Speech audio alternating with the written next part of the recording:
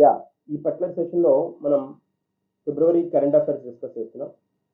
ఫిబ్రవరిలో ఏవేవైతే థర్డ్ వీక్లో ఇంపార్టెంట్ కాన్సెప్ట్స్ ఉన్నాయో మూడో వారంలో వాటి గురించి డిస్కస్ చేయబోతున్నాం. సో థర్డ్ వీక్ అంటే 15th to 21st ఈ గ్యాప్లో ఉన్న కరెంట్ అఫైర్స్ డిస్కస్ చేస్తాం. సో ఇక్కడ 1 by 1 ఇంపార్టెంట్ పాయింట్స్ ఏవైతే ఉన్నాయో వాటిని డిస్కస్ చేస్తూ వద్దాం. ఇవి జనరల్గా మనం ఇప్పుడు ఈ డిస్కస్ చేస్తున్న కరెంట్ అఫైర్స్ ఏవైతే ఉన్నాయో ఇవి మీకు ఎస్ఐ కానిస్టేబుల్ పార్ట్లో, బ్యాంక్ ఎగ్జామ్స్కి, తర్వాత వీటితో పాటు మనకి ఇంకా గ్రూప్స్ ఎగ్జామ్స్కి రిలేటెడ్గా బాగా ఉపయోగపడడానికి ఛాన్స్ ఉంటుంది. అంటే సో అన్ని ఎగ్జామినేషన్స్కి తెలుగులో కరెంట్ అఫైర్స్ మనం డిస్కస్ చేస్తున్నాం కాబట్టి వీటి మీద ఎప్పటికప్పుడు అప్డేట్స్ కనుక తీసుకున్నారు అంటే స్ట్రాంగ్గా కాన్సెప్ట్స్ మూవ్ అవ్వడానికి స్కోప్ ఉంటుంది. సో ముందుగా స్టార్ట్ చేద్దాం. First and the important one, Mario Draghi. So person పేరేంటి? Mario Draghi. ఈ పర్సన్కి ఇతను ఇటలీ కొత్త ప్రధానమంత్రిగా ప్రమాణ స్వీకారం చేశారు. ఇటలీ ప్రధానమంత్రి. సో మనకి ఇలాంటివి న్యూస్లో ఉన్నప్పుడు, కంట్రీ న్యూస్లో ఉన్నప్పుడు వాటి గురించి మనం ఫోకస్ చేయాల్సిన ఇన్ఫర్మేషన్ ఏంటి అంటే ప్రధానమంత్రి కదా, ప్రధానమంత్రి మారియో దాగ్రి. సో రీసెంట్గా కోవిడ్కి సంబంధించిన ఏవైతే కాన్సెప్ట్స్ గురించి ఫోకస్ చేయడంలో ఫెయిల్ అయినందుకు దాన్ని అంటే స్వీకరిస్తూ ఖచ్చితంగా ఫెయిల్ అయ్యామని స్వీకరిస్తూ క్రితం ప్రధానమంత్రి ఆయన దిగిపోవడం వల్ల ఆయన ప్లేస్లోకి ఈయన మారియో దాగ్రి వచ్చారు. ఓకేనా, కొత్త ప్రధానిగా. సో అది పాయింట్. క్రితం ఉన్న ప్రధానమంత్రి కోవిడ్ కండిషన్స్ని కంట్రోల్ చేయలేకపోవడం వల్ల దానికి బాధ్యత వహిస్తూ ఆయన దిగిపోవడం వల్ల ఆయన ప్లేస్లోకి ఈయన మారియో దాగ్రి రావడం జరిగింది. సో మనకి ఇక్కడ ఇటలీ అనగానే ఇటలీ తెలుసు కదా, బాగా డెవలప్డ్ నేషన్స్లో ఒక నేషన్ కాబట్టి ఇక్కడ మనం ఒకసారి ఏం చూద్దాము అంటే కరెన్సీ చూద్దాం. ఇటలీ అనేది యూరోపియన్ నేషన్ కాబట్టి యూరోజోన్ నేషన్స్ అంటారు. యూరోజోన్ నేషన్స్ అంటే ఏంటి అంటే ఏవైతే కంట్రీవి యూరో కరెన్సీగా ఉన్న నేషన్స్ని యూరోజోన్ నేషన్స్ అంటారు. ఇది యూరోజోన్ నేషనే. దాదాపుగా మనకి ఇప్పుడు యూరోజోన్ నేషన్స్ 19 నేషన్స్ ఉన్నాయి. ఈ 19 కంట్రీలవి కరెన్సీ ఏంటి అంటే యూరో అనమాట. సో ఇక్కడ ఇటలీ కరెన్సీ ఏంటి? యూరో. So that's one. తర్వాత క్యాపిటల్ మనకు తెలుసు కదా, సో ఏంటి క్యాపిటల్ ఏంటి? Capital Rome. ఇలాంటి ఇన్ఫర్మేషన్ తెలుసుకుంటే ఈజీగా క్వశ్చన్ మిస్ అవ్వకుండా హోల్డ్ చేయడానికి ఛాన్స్ ఉంటుంది. కొత్త ప్రధానమంత్రి పేరు మారియో దాగ్రి. వెళ్దాం. చైనా యొక్క టియోన్వెన్ 1 ప్రోబ్ విజయవంతంగా మార్స్ కక్షలోకి ప్రవేశించింది అంటున్నాడు. మార్స్ అంటే మనకి ఎవరు అంటే అంగారకుడు అనమాట. ఈ అంగారకుడి కక్షలోకి మనం కూడా భారత్ కనుక ఆలోచించారనుకోండి, భారత్ మార్స్ ఆర్బిట్ మిషన్ దీన్ని మామ్ని ఇంట్రడ్యూస్ చేసింది 2013లో. మనకు తెలిసింది సక్సెస్ఫుల్గా మూవ్ అయింది కదా. అప్పుడు మన ప్రధానమంత్రి కూడా చెప్పారు, ఆటో రిక్షాకి 1 కిలోమీటర్కి అయ్యే ఖర్చు కంటే కూడా తక్కువ ఖర్చులోకి మేము మార్స్ మీదకి వెళ్ళొచ్చామని చాలా ఘనంగా చెప్పారు. సో మనది ఈ ప్రాజెక్ట్ భారత్. చైనా ప్రాజెక్ట్ ఏంటి అంటే టర్న్ ఏంటి అంటే ఈ టియాన్వెన్ అనేది పేర్లు ఇంపార్టెంట్. ఇక్కడ టియాన్వెన్ 1 ఇది ఈ ప్రోబ్ని పంపించడం జరిగింది. విజయవంతంగా కక్షలోకి ప్రవేశించింది. అంటే 6 నెలల క్రితమే దీన్ని లాంచ్ చేయడం జరిగింది. ఇప్పుడు అది నిర్దిష్ట కక్షలోకి రావడానికి ఇదిగోండి, ఇది మార్స్ అనుకోండి, ఇది మార్స్. ఇక్కడ నుంచి ఇదిగోండి లాంచ్ చేసేసింది చైనా. చేసింది ఆ నిర్దిష్ట కక్షలోకి రావడానికి ఇన్ని నెలలు పట్టింది అనమాట. అది పాయింట్ ఇక్కడ. సో ఇక్కడ ఇంకా మనం తెలుసుకోవాల్సిన పాయింట్స్ ఏమైనా ఉన్నాయంటే ఈ రోబోటిక్ ప్రోబ్ ఏవైతే ఉందో ఇది కంపెల్ అయ్యి 15 minutes టర్న్ అయ్యి అక్కడ ఆ పర్టికులర్ నిర్దిష్ట కక్షలోకి ఎంటర్ అయిపోవడం. తర్వాత దాదాపుగా ఇక్కడ దీనికి అంటే ఒక 3 months దీని మీద బాగా గట్టిగా ఫోకస్ చేయడం వీళ్ళు, ఈ చైనా గ్రూప్స్ అనమాట, దీని మీద వర్క్ చేయడం. దాదాపుగా 240 కిలోమీటర్లు ఒక రోవర్ తోటి దాన్ని క్యారీ చేయడం. తర్వాత ఈ లాస్ట్ 7 minutes ఉంటుందన్నమాట. 7 minutes చాలా ఇంపార్టెంట్ అవుతుంది అనమాట. ఆ కక్ష మీద ఆ పర్టికులర్ గ్రహం మీద ఎంటర్ అయ్యే టైం అనమాట. దాన్ని 7-minute డిసెంట్ అంటారు. సో స్పెషల్ అనమాట. అది కూడా సక్సెస్ఫుల్గా విజయవంతంగా మన చైనా చేయడం జరిగింది అనమాట. అది పాయింట్. నెక్స్ట్ వన్కి వెళ్దాం. 50 సంవత్సరాల్లో మొదటిసారిగా ఇస్రో తన ఉపగ్రహ కేంద్రాన్ని ప్రైవేట్ సంస్థలకు అవకాశం కలిగించింది. ఇస్రో అనగానే మనకు గుర్తు రావాల్సింది ఏంటి అంటే, ఇండియాలో మన శాటిలైట్ టెక్నాలజీకి మనకి రెస్పాన్సిబుల్ ఆర్గనైజేషన్ ఇస్రో అంటాం. ఇండియాలో శాటిలైట్ టెక్నాలజీ ఏదైతే ఉందో, ఉపగ్రహ వ్యవస్థ ఏదైతే ఉందో, అవన్నీ లాంచ్ చేసేది ఎవరు అంటే ఇస్రో. 1969లో స్టార్ట్ అయింది ఇస్రో. 1969 నుంచి 2021 దాకా, అంటే దాదాపుగా 50 ప్లస్ సంవత్సరాల్లో ఎప్పుడు ప్రైవేటైజేషన్ అనే కాన్సెప్ట్ మీదకి రాలేదు ఇస్రో అనేది. క్వశ్చన్ ఎలా అడుగుతాడు, క్రింది వాటిలో ఏ ఆర్గనైజేషన్, ఏ గవర్నమెంట్ సంస్థ ప్రైవేటైజేషన్ వైపు మొగ్గు చూపిస్తోంది అని అడుగుతాడు. సో అలాంటి పార్ట్ అనమాట. ఫస్ట్ టైం అనౌన్స్ చేయడం జరిగింది. ఓకే, ఇస్రో తన ఉపగ్రహ కేంద్రాన్ని ప్రైవేట్ సంస్థలకు కొంత పార్ట్ని వాటికి ప్రొవైడ్ చేస్తాము అని అనౌన్స్ చేయడం జరిగింది అనమాట. దీనిలో అంటే ఈ పర్టికులర్ పార్ట్లో అంటే మనకి ఈ పర్టికులర్ ఆబ్జెక్టివ్ ఎక్కడి నుంచి వచ్చిందనంటే, ప్రైవేట్ కంపెనీస్ అనే కాన్సెప్ట్ దీనికి అనుగుణంగా ఏం చేసిందనంటే, ప్రైవేట్ శాటిలైట్లను తయారు చేసిన రెండు కంపెనీల యొక్క ఈ ప్రైవేట్ కంపెనీల యొక్క శాటిలైట్స్ని టెస్ట్ చేయడం జరిగిందనమాట. ఎక్కడ యుఆర్ఎస్సి అంటాం కదా, యుఆర్ రావ్ స్పేస్ సెంటర్ ఉంటుంది, యుఆర్ఎస్సి. ఇది బెంగళూరులో ఉంది అనమాట. ఈ బెంగళూరులో ఉన్న యుఆర్ఎస్సి స్పేస్ సెంటర్లో రెండు శాటిలైట్స్, ప్రైవేట్ కంపెనీస్ చేసిన శాటిలైట్స్ని చెక్ చేయడం జరిగింది. ఓకేనా. ఒకటి ఈ రెండు కంపెనీల్లో ప్రైవేట్ రెండు కంపెనీస్ అనుకున్నాం కదా. ఈ రెండు కంపెనీస్లో ఒక ప్రైవేట్ కంపెనీ ఏంటి అంటే స్పేస్ కిడ్జ్ అనేది ఒకటి. Space kids, KIDZ, space kids ఒకటి. ఇది ఒక కంపెనీ, ఇది తమిళనాడు బేస్డ్ అనమాట. తమిళనాడు బేస్డ్ కంపెనీ ఇది. తర్వాత ఇంకోటి ఏంటి అని అంటే సిజి అంటాం. SYZYGY, సిజి స్పేస్ టెక్నాలజీస్, ఇది ఒక కంపెనీ. ఇది బెంగళూరు బేస్డ్ కంపెనీ అనమాట, బెంగళూరు. ఈ రెండు కంపెనీస్ తయారు చేసిన శాటిలైట్స్ని యుఆర్ఎస్సి అంటే యుఆర్ రావ్ స్పేస్ సెంటర్లో అవి కరెక్ట్గా ఉన్నాయో లేదని చెక్ చేయడం జరిగింది. సో ఇది 50 సంవత్సరాల ఇస్రో చరిత్రలో మొదటిసారి అనేది concept. Okay, this a point. Next వన్కి మూవ్ అవుదాం. ప్రియాంక చోప్రా జోనస్ తన కొత్త పుస్తకాన్ని రిలీజ్ చేసింది. అంటే తన 20 ఏళ్ల సినీ జీవితంలో తన ఎక్స్పీరియన్సెస్, తన ఎలాంటి మంచి అనుభవాలు, చేదు అనుభవాలు, ఎలాంటి వాటిని ఫేస్ చేశారనే ఉద్దేశంతో అనే ముఖ చిత్రంతో ఇట్లా వీటిని ఇంట్రొడ్యూస్ చేయడం జరిగింది. ఆ పుస్తకం పేరు అన్ఫినిష్డ్ అని పెట్టడం జరిగింది. అన్ఫినిష్డ్, ఇది అనమాట పేరు. అన్ఫినిష్డ్ బుక్ పేరు. ఎవరు రాశారు అని అడుగుతాడు. అన్ఫినిష్డ్ అనే బుక్ ఎవరు రాశారు? సో ఆవిడ ఎక్స్పీరియన్సెస్ని జోడిస్తూ సినీ రంగంలో తనకు వచ్చిన ఎదురైన మంచి, చేదు అండ్ మంచి అనుభవాలను గురించి ఇక్కడ విశ్లేషించడం జరిగింది. తర్వాత జాతీయ ఉత్పాదక దినం. జాతీయ ఉత్పాదక దినం అంటాం. అంటే ప్రొడక్టివిటీ డే. ప్రొడక్టివిటీ డేని ఎప్పుడు సెలబ్రేట్ చేసుకుంటామంటే, మనం ఈ ప్రొడక్టివిటీ డేని ఫిబ్రవరి 12ని సెలబ్రేట్ చేసుకుంటాం. ఫిబ్రవరి 12. ఓకే, ఉత్పాదక దినోత్సవం, నేషనల్ ప్రొడక్టివిటీ డే అంటాం.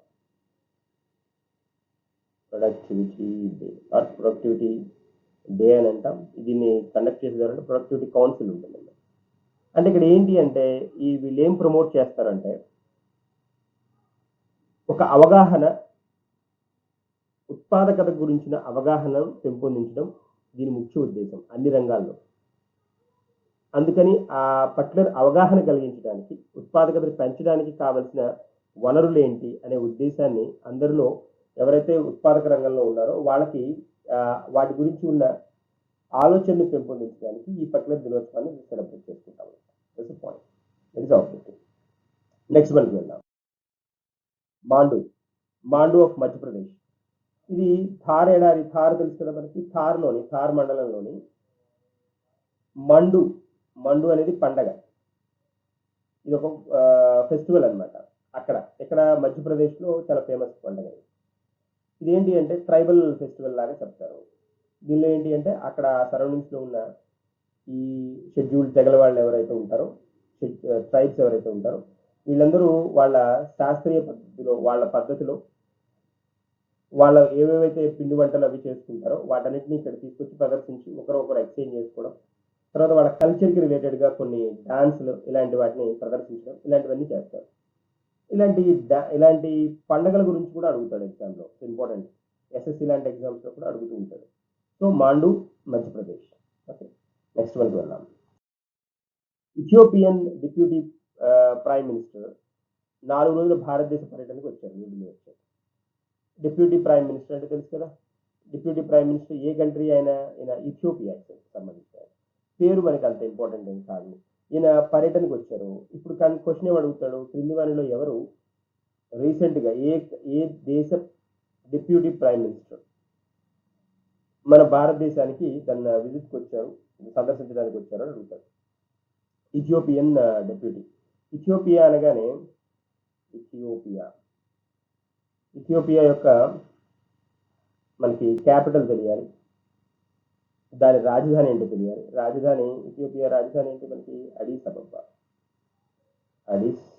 అబాబా. కరెన్సీ వచ్చేటప్పటికి కరెన్సీ మనం ఇప్పుడు స్పెషల్గా ఉంటుంది, బిర్ అంట. బిర్ ఇన్ ద కరెన్సీ, బిఐఆర్. అడిస్ అబాబా.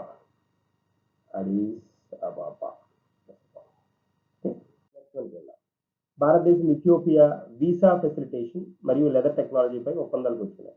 ఇందాకే కనుక్కున్నాము, డిప్యూటీ ప్రైమ్ మినిస్టర్ విజిట్ చేశారనుకున్నాం కదా. ఆయన సందర్శనలో వీళ్ళు అగ్రిమెంట్ దేని మీద అంటే వీసాలకు రిలేటెడ్గా, వీసా ఫెసిలిటేషన్ దీని గురించి, అంటే వీసాలు ఈజీగా టర్న్ చేసుకోవడానికి ఒక పాయింట్. రెండవది ఏంటి అని అంటే, దీని వీళ్ళు ఫోకస్ చేసింది ఏంటి అంటే లెదర్ టెక్నాలజీ.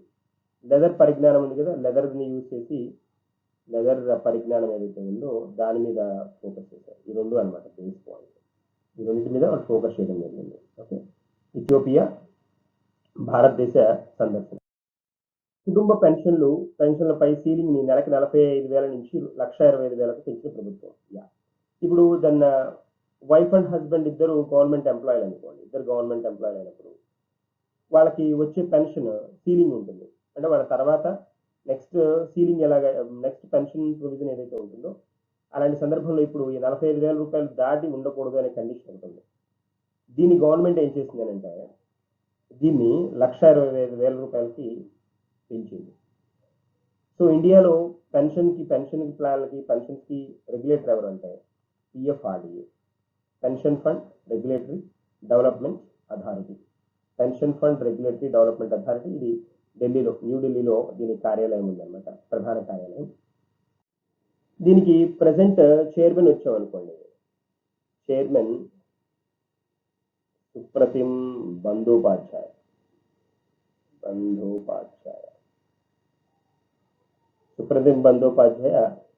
దీనికి ప్రజెంట్ చైర్మన్ అన్నమాట.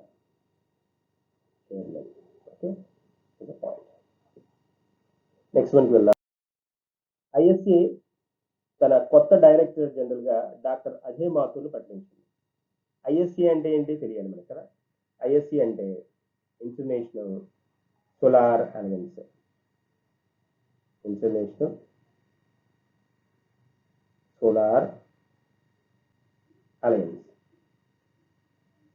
అంటే ఈ ఇంటర్నేషనల్ సోలార్ అలయన్స్ ని ఏమంటారు అంటే అంతర్జాతీయ సౌర కూటమి అంటారు.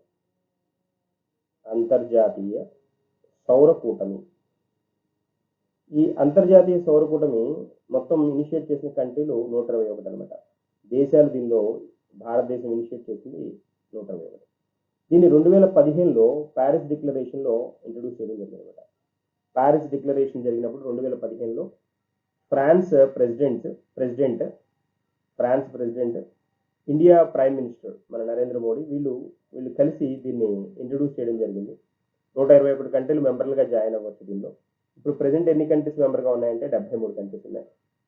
సో దీనికి కొత్త డైరెక్టర్ జనరల్గా అజయ్ మాథూర్ వచ్చారు. ఈయన కొత్త person, new person Ajay Mathur అనమాట. తర్వాత ఇక్కడ ఇంకొక పాయింట్ కూడా ఇక్కడ మనం యాడ్ చేసుకోవాలి. ఈ సోలార్ అలయన్స్ ఏదైతే ఉందో, ఇంటర్నేషనల్ సోలార్ అలయన్స్ అన్నాం కదా, అంతర్జాతీయ సౌర కూటమి ఏదైతే ఉందో దీనిలో దీని హెడ్ క్వార్టర్స్ ఎక్కడ ఉంది, ప్రధాన కార్యాలయం ఎక్కడ ఉంది అంటే ప్రధాన కార్యాలయం మనకి గోర్గావ్లో ఉంది. గురుగ్రామ్ అంటున్నాం కదా, ఇప్పుడు గురుగ్రామ్ అది. గురుగ్రామ్ గురుగ్రామ్ గురుగ్రామ్ ఎక్కడ? హర్యానాలో ఉంది. ఈ పాయింట్. ఓకేనా, నెక్స్ట్ వన్కి వెళ్దాం. యూపీ ముఖ్యమంత్రి యోగి ఆదిత్యనాథ్ అభ్యుదయ పథకాన్ని అభ్యుదయ పథకాన్ని ఇంట్రడ్యూస్ చేయడం జరిగింది. ఈ అభ్యుదయ పథకం ముఖ్య ఉద్దేశం ఏంటి అంటే, అంటే ఉద్దేశం ఉండాలి కదా, ఆబ్జెక్టివ్ ఏంటని తెలియదు కదా. ముఖ్య ఉద్దేశం ఏంటంటే, ఈ పర్టికులర్ సివిల్ సర్వీసెస్ కానీ రాష్ట్ర స్థాయిలో ఉన్న మంచి పెద్ద కాంపిటేటివ్ ఎగ్జామ్స్కి ఎవరైతే ప్రిపేర్ అవుతున్నారో వాళ్ళకి ఫినాన్షియల్ సపోర్ట్ ఇవ్వాలి అనేది దీని మెయిన్ ఉద్దేశం అనమాట. వాళ్ళకి దాన్ని అన్ని ఫెసిలిటీస్ కలుగజేయాలి అనేది ఈ ముఖ్య ఉద్దేశం. సో అభ్యుదయ స్కీమ్, అభ్యుదయ ఏ రాష్ట్రం ఇంట్రడ్యూస్ చేసింది అని అంటారు. సివిల్ సర్వీసెస్, తర్వాత లోకల్ సర్వీసెస్ ఏవైతే ఉంటాయో వాటికి ఉచిత కోచింగ్ని ప్రొవైడ్ చేయడానికి చేసింది అభ్యుదయ. తర్వాత రవిచంద్రన్ అశ్విన్ టెస్టుల్లో, టెస్టుల్లో లెఫ్ట్ హ్యాండర్లను దాదాపు 200 సార్లు లెఫ్ట్ హ్యాండర్లు అవుట్ చేశాడు. అంటే 200 వికెట్లు తీశాడు. లెఫ్ట్ హ్యాండర్స్ 200 వికెట్స్ తీశాడు. సో అలా స్పెషల్గా న్యూస్లో ఉండడం జరిగింది రవిచంద్రన్ అశ్విన్. సో దాదాపుగా అంటే ఇతను ఈ రీసెంట్గా చిదంబరం స్టేడియంలో జరిగింది కదా, చెన్నైలో జరిగిన హోమ్ గ్రౌండ్ అది ఏదైతే జరిగిందో అతను హోమ్ గ్రౌండ్ కూడా అదే కదా. సో అక్కడ ఇంగ్లాండ్తో జరిగిన మన టెస్ట్ సిరీస్లో ఇతను ఈ పర్టికులర్ అచీవ్మెంట్ని సాధించడం జరిగింది. 200 లెఫ్ట్ హ్యాండర్లను డిస్మిస్ చేయడం జరిగింది అశ్విన్. అండ్ తర్వాత ఇప్పటి వరకు ఈయన 391 వికెట్స్ తీయడం జరిగింది. 391 వికెట్స్, 391 వికెట్స్. సో దానిలో వికెట్స్ ఇన్ హిస్ కెరీర్ అనమాట. మొత్తం కెరీర్లో దాదాపుగా అంటే స్కాల్ప్స్ టోటల్ పర్సంటేజ్ పార్ట్ వచ్చేటప్పటికి 51.2% రేట్ తోటి ఇతను మూవ్ అవుతుండడం జరిగింది. సో ఇక్కడ స్పెషాలిటీ ఏంటి అని అంటే ఇక్కడ దాని స్పెషల్ థింగ్ ఏంటి అని అంటే 200 లెఫ్ట్ హ్యాండర్లను అవుట్ చేయడం. సో అతను దాన్ని ఎవరితోటి ఈ 200 పర్సన్ ఎవరు అనేది కూడా ఇంపార్టెంటే కదా. 200 పర్సన్ ఎవరు, ఇతని చేతిలో అవుట్ అయిన left hander 200th left hander ఎవరు అని అంటే స్టువర్ట్ బోర్డ్.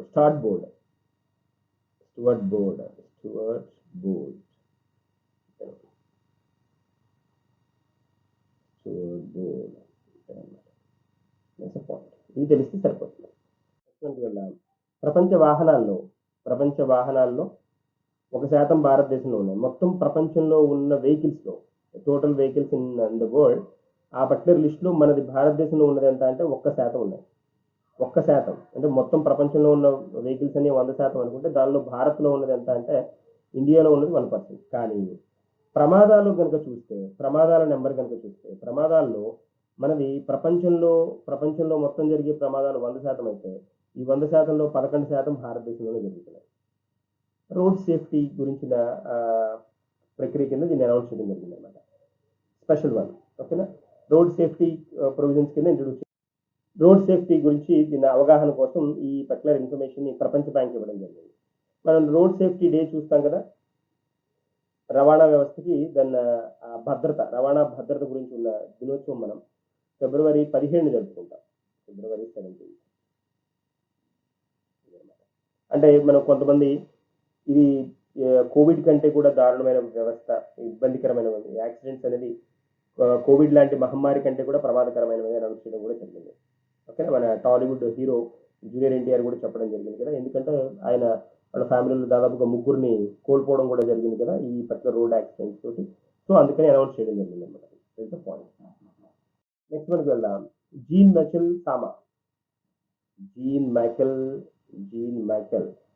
మైకెల్ అనొచ్చు, మిచెల్ సామా. ఈయన కొత్త ప్రధానిగా ఎన్నికయ్యారు. ఎక్కడికి, ఏ కంట్రీకి అంటే కాంగో కొత్త ప్రధాని అన్నమాట. సో ఇక్కడ అంటే ఇప్పుడు ఇంపార్టెన్స్ ఏంటి అని అంటే ఇట్లాంటి ప్రధానమంత్రులు ఇలాంటివి వచ్చినప్పుడు ఆ పర్సన్ పేరు గుర్తుంచుకోవాలి, ఏ కంట్రీలో గుర్తుంచుకోవాలి. కంట్రీ కాంగో, రిపబ్లికన్ కాంగో కదా. జీన్ మైకెల్ సామా. తర్వాత ఇంకేం గుర్తుండాలి, రాజధాని తెలియాలి, ఆ కంట్రీ రాజధాని తెలుసుకోవాలి, దాని కరెన్సీ తెలియాలి. ఈ 2 కూడా తెలుసుకోవాలి. కరెన్సీకి వచ్చేటప్పటికి వీళ్ళ కరెన్సీ ఫ్రాంక్ అనమాట. Franc is currency. రాజధాని వచ్చేటప్పటికి కిన్వాసా అనమాట. Kinvasa. Kinvasa is the capital అన్నమాట. Okay, that's one. Next one వెళ్దాం. భారత నావికాదళం 3వ స్కార్పియన్ తరగతి జలాంతర్గామిని పరీక్షించింది అంట. వీటిని ఐఎన్ఎస్ సిరీస్ లో పిలుస్తారు. ప్రాజెక్ట్ 75 అనే ప్రాజెక్ట్ 75 ఉందన్నమాట. ఈ ప్రాజెక్ట్ 75 అనే పాయింట్ కింద గవర్నమెంట్ ఆఫ్ ఇండియా ఏం చేస్తుందంటే ఈ స్కార్పియన్ అంటే తేలు అనమాట. స్కార్పియన్ క్లాస్ జలాంతర్గాములు, సబ్మరైన్స్ కదా, సబ్మరైన్ అంటాం. జలాంతర్గాములని ఇంట్రొడ్యూస్ చేయడం జరిగింది. ఇప్పుడు వీటిల్లో ఫస్ట్ది 2, 3, 4, 5 ఇప్పుడు 5 ఉన్నాయి. 6వది టెస్ట్ జరుగుతుంది. 6వది ఇంకా ఇంట్రొడ్యూస్ చేయలేదు, బట్ 6వది రాబోతోంది, ఇంకా ఇనిషియేట్ చేయలేదు. వీటిల్లో ఫస్ట్ది ఏంటి అంటే కల్వరి, సెకండ్ది కాందేరి, థర్డ్ది కరంజ్. ఇప్పుడు మనం చూస్తున్నాం కదా, కరంజే కదా, అది ఐఎన్ఎస్ కరంజ్ కదా, కరంజ్. తర్వాతది ఫోర్త్ది వేల, ఫిఫ్త్ది వాజర్ ఇదనమాట. ఈ 5 స్కార్పియన్ క్లాస్ తేలు అనమాట. స్కార్పియన్ అంటే తేలు. వాటికి సంబంధించిన జలాంతర్గాములు. ఇక్కడ మనకు తెలియాల్సిన పాయింట్ ఏంటి, ఏ స్కీమ్ కింద, ప్రాజెక్ట్ 75 కింద ఈ జలాంతర్గాముని, స్కార్పియన్ క్లాస్ జలాంతర్గాముని రిలీజ్ చేస్తున్నారు. ఇప్పటి వరకు ఇండియాలో ఇంట్రొడ్యూస్ చేసింది 5. వాటిలో ఇప్పుడు టెస్ట్ చేస్తోంది ఏది అని అంటే, పరీక్షిస్తోంది దేన్ని అంటే 3వ దాన్ని, అదే కరెంట్. ఓకేనా. ఇప్పుడు మొత్తం ఉన్నది ఏంటి అంటే 5. 6వది టెస్ట్ జరుగుతుంది. 6వ దాన్ని ప్రిపేర్ చేస్తున్నారు. 6వ దాన్ని తయారీ పార్ట్లో తయారు చేస్తున్నారు. 6వది అర్థమైందా? క్వశ్చన్ కన్ఫామ్గా వస్తుంది, ఇంపార్టెంట్ వన్. తర్వాత Hyderabad 2020 tree city of the world అన్నమాట. ప్రపంచ చెట్ల గురించి ఇది ట్రీ సిటీ అంటున్నాడు కదా, ట్రీస్ని బాగా ఎక్కువ పెంచి ఒక పర్టికులర్ గ్యాప్లో ప్రపంచాన్ని అట్రాక్ట్ చేసిన సిటీగా హైదరాబాద్ని ఎంచుకోవడం జరిగింది. ఇండియాలో ఏ కంట్రీ ఈ పర్టికులర్ పార్ట్కి రాలేదు. అంటే ప్రపంచంలో వేరే కంట్రీస్లో, అంటే యునైటెడ్ స్టేట్స్లో, యునైటెడ్ కింగ్డమ్లో, కెనడాలో, ఆస్ట్రేలియా తర్వాత హైదరాబాద్కి గుర్తింపు రావడం జరిగింది. తెలంగాణకి గుర్తింపు రావడం జరిగింది అనమాట. అంటే అమెరికాలో కొన్ని సిటీల్ని దెన్ ఈ పర్టికులర్ లిస్ట్లో తీసుకున్నారు. తర్వాత పోతే అమెరికా తర్వాత యునైటెడ్ కింగ్డమ్, యూకేలో కూడా, బ్రిటిష్ గవర్నమెంట్లో కూడా, బ్రిటిష్ పార్ట్లో కూడా కొన్ని కంట్రీలు నోట్ చేశారు. దాని తర్వాత కెనడాలో కొన్ని సిటీలు, తర్వాత ఆస్ట్రేలియాలో కొన్ని సిటీలు తీసుకున్నారు. తర్వాత భారతదేశానికి వచ్చేటప్పటికి, ప్రపంచంలో భారతదేశానికి వచ్చి దాన్ని భారతదేశంలో తీసుకుంది హైదరాబాద్లో. మొక్కల పెంపకంలో దాన్ని ట్రీస్ ఇంట్రొడ్యూస్ చేయడంలో దాని వరల్డ్ రికార్డుని సాధించడం వల్ల హైదరాబాద్ని 2020 tree city of the world అని గుర్తింపు పొందడం జరిగిందన్నమాట. Tree city of the world.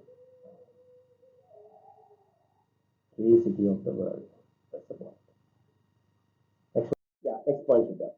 Helena ధృవాస్త్ర. ఈ హెలీనా ధృవాస్త్ర ఏంటి అంటే, హెలీనా అనేది మరియు ధృవాస్త్ర ఇవి 2 యాంటీ ట్యాంక్ మిజైల్స్ అంటాం. అంటే ఈ ట్యాంక్స్ ఉంటాయి కదా, యుద్ధ ట్యాంకులు ఉంటాయి కదా, యుద్ధ ట్యాంకులని బ్లాస్ట్ చేయడానికి ఉపయోగిస్తారు అన్నమాట. యుద్ధ ట్యాంకులని బ్లాస్ట్ చేయడానికి, పగలగొట్టేయడానికి ఉపయోగిస్తారు. సో అలాంటి వాటిల్లో మనకి బాగా ఫేమస్ ఏంటి అంటే, ఇండియాలో నాగ్ అని ఒకటి ఉంటుంది, యాంటీ ట్యాంక్ మిజైల్ అంట, ఏటీఎం అంటారు, యాంటీ ట్యాంక్ మిజైల్. ఈ నాగ్లో ఏంటి అంటే, హెలికాప్టర్ నుంచి కనుక త్రో చేస్తే దాన్ని హెలీనా అంటారు. హెలీనా అంటే ఏంటి అంటే helicopter based Nag. So anti tank missile. Dhruvastra అనేది ఏంటి అంటే కొత్తగా ఇంట్రొడ్యూస్ చేసిన anti tank guided missile. Guided missile అంటే దాన్ని త్రో చేయడానికి ఒక డైరెక్షన్ చెప్పి ఆ ట్యాంకులను బ్లాస్ట్ చేయడానికి ఉపయోగిస్తారు. ఈ 2 కొత్తగా మనకి విజయవంతంగా ఈ రెండింటిని టెస్ట్ చేయడం జరిగింది అనేది కాన్సెప్ట్. నెక్స్ట్ మనం కొత్త నేల ఆరోగ్య కార్డు దినోత్సవం, సాయిల్ హెల్త్ కార్డ్ అన్నమాట. సాయిల్ హెల్త్ కార్డ్ డే అంటారు. ఈ సాయిల్ హెల్త్ కార్డ్ డే ప్రాముఖ్యత ఏంటి అంటే, ఎప్పుడు సెలబ్రేట్ చేసుకుంటారు అంటే, సాయిల్ హెల్త్ కార్డ్ని మనం ఈ స్కీమ్ని మనకి ఫిబ్రవరి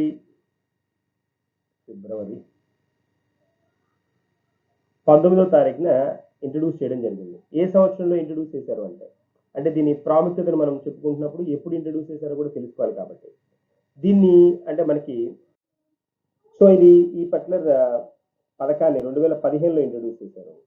కాబట్టి 2015 నుంచి 2021కి 6 సంవత్సరాలు 6 సంవత్సరాలు నిండిన సందర్భంగా ఈ పర్టికులర్ ఈ డే మీద ఫోకస్ చేయడం జరిగింది అనమాట. సో ఫిబ్రవరి 19న ఈ నేల ఆరోగ్య కార్డుని ఇంట్రొడ్యూస్ చేశారు కాబట్టి ఆ డేని మనం ఆ దినోత్సవంగా సెలబ్రేట్ చేసుకుంటాం. 6 సంవత్సరాలు ఫినిష్ అయ్యాయి. దీని ముఖ్య ఉద్దేశం ఏంటి అని అంటే నేల కార్డు ఆరోగ్య కార్డు అంటే ఏంటి అంటే సాయిల్ హెల్త్ కార్డ్ అంటున్నాం కదా, SHC. దీని ఫంక్షన్ ఏంటి అని అంటే రైతుల దగ్గర ఉన్న భూమి ఏదైతే ఉందో దాన్ని ఒకసారి చెక్ చేసి దాని హెల్త్ ఎలా ఉందనేది చెక్ చేసి, అంటే దానిలో 12 రకాల 12 రకాల థింగ్స్ ని అబ్జర్వ్ చేస్తారనమాట. నైట్రోజన్, తర్వాత పోతే కాల్షియం ఎలా ఉంది, ఆ పర్టికులర్ ల్యాండ్ లో ఐరన్ కంటెంట్ ఎలా ఉంది, ఇలాంటివన్నీ చెక్ చేసి ఆ పర్టికులర్ భూమిలో ఎలాంటి పంటలు పండుతాయనే అవగాహనని రైతు కలిగిస్తారు. దాని ద్వారా అలాంటి పంటలు వేయడం వల్ల వాళ్ళకి ఉత్పత్తి పెరిగి మంచి ఆదాయ వనరులు చేకూరాలనేది గవర్నమెంట్ ప్రోగ్రామ్, అది స్కీమ్ అది. ఓకేనా, అది పార్ట్. ఫిబ్రవరి 19 ఇంపార్టెంట్ వన్. తర్వాత నెక్స్ట్ వన్ ఇక్కడ అబ్జర్వ్ చేస్తే మనం అంతర్జాతీయ మాతృభాష దినోత్సవం. ఈ అంతర్జాతీయ మాతృభాష దినోత్సవం అనేది ఎప్పుడు సెలబ్రేట్ చేసుకుంటామంటే అంతర్జాతీయ మాతృభాష దినోత్సవం. ఓకేనా, మాతృభాష. సో మదర్ టంగ్ కదా, మదర్ టంగ్ డే అని చెప్పుకోవచ్చు. మదర్ టంగ్ డే అని, మదర్ లాంగ్వేజ్ డే అంటాం, ఇంటర్నేషనల్ మదర్ లాంగ్వేజ్ డే. దీన్ని ఫిబ్రవరి 21న సెలబ్రేట్ చేసుకుంటాం. దీన్ని అంటే ఇప్పుడు లాంగ్ బ్యాక్లో దీనికి స్టోరీ ఏంటి అంటే బంగ్లాదేశ్ వాళ్ళు దాన్ని బెంగాలీ వాళ్ళని లాంగ్వేజ్ వేరియేషన్ చూపించి చంపేస్తారు 1952లో అనమాట. సో అది ఎప్పుడు అంటే ఫిబ్రవరి 21న చంపేస్తారు ఒక అతన్ని. లాంగ్వేజ్ అంటే ఈ భాషకు రిలేటెడ్గా పార్ట్లోనే చంపేస్తారు. సో దాన్ని గుర్తుంచుకొని మనం ఏం చేస్తున్నామంటే ఫిబ్రవరి 21ని ఇంటర్నేషనల్ అలాంటి లాంగ్వేజ్ వేరియేషన్ తోటి ఒక పర్సన్ చంపకూడదు అనే ఉద్దేశంతో అప్పటి నుంచి 1952 నుంచి ఇంటర్నేషనల్ అంతర్జాతీయంగా ఈ దినోత్సవాన్ని జరుపుకుంటున్నాం. దాన్ని ఫిబ్రవరి 21న అబ్జర్వ్ చేస్తారు. అది పాయింట్. సో ఇది మనకి ఈ పర్టికులర్ వీక్లో ఉన్న కరెంట్ అఫైర్స్ కూలంకషంగా డిస్కస్ చేసుకున్నాం. వీటి మీద ఫోకస్ చేయండి, 1-2 సార్లు వినండి, 100% you will get benefit with that. Okay, thank you and good day.